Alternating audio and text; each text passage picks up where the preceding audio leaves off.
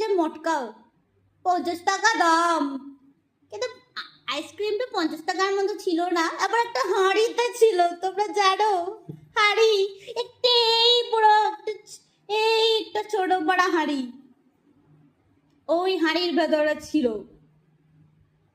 আমার বর কিনে দিয়েছে, এখানে টুন টুন টুন টুন করে বাজিয়ে বাজিয়ে যাচ্ছিল তো ওইটা। তো এই চ্যানেলে একটা ঘন্টা আছে, ওই ঘন্টাটা আপনারা চাইলে বাজিয়ে দিতে পারেন। ঘন্টা বাজালেই আপনারা প্রসাদ পাবেন না, কিন্তু ভিডিও পাবেন, ঠিক আছে?